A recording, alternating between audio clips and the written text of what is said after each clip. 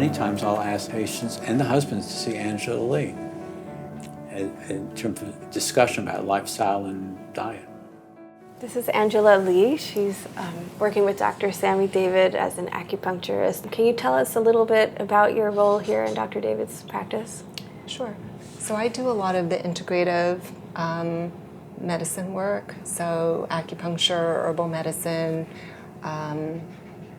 diet, nutrition, helping women to relax, and through the process of really teaching them how to make lifestyle changes so that they can really participate in their own care.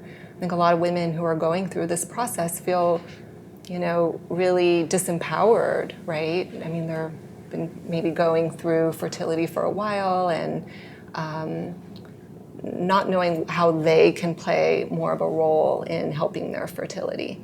So there's a lot of education, advocacy, teaching. What role, for example, does acupuncture have in fertility?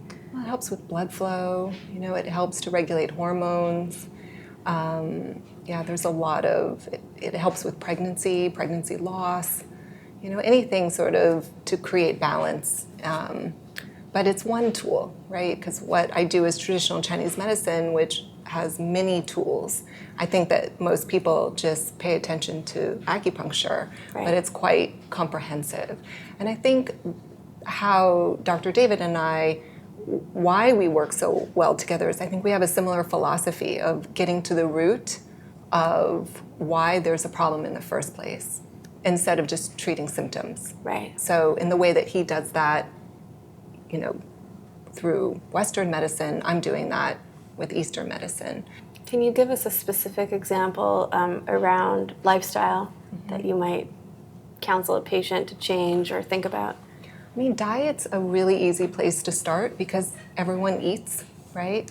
So eliminating inflammatory foods like sugar, dairy, gluten, alcohol. It makes a difference. It can make a big difference. There's a lot that patients can do to support their fertility, And I think sometimes when we feel disempowered, we kind of look to others to fix us.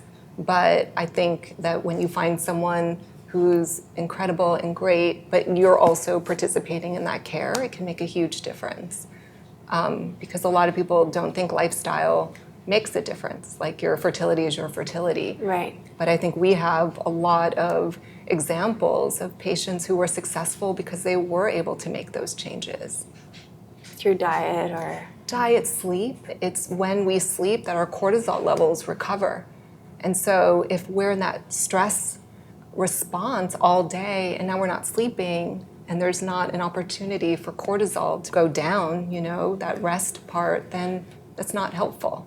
The body sometimes, I know in nature, right? Like sometimes when animals are super stressed, they don't ovulate.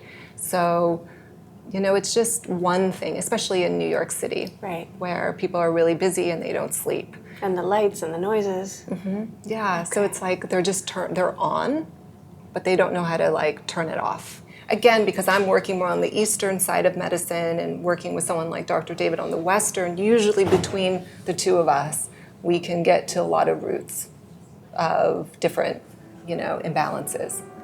Great. But that's always the goal.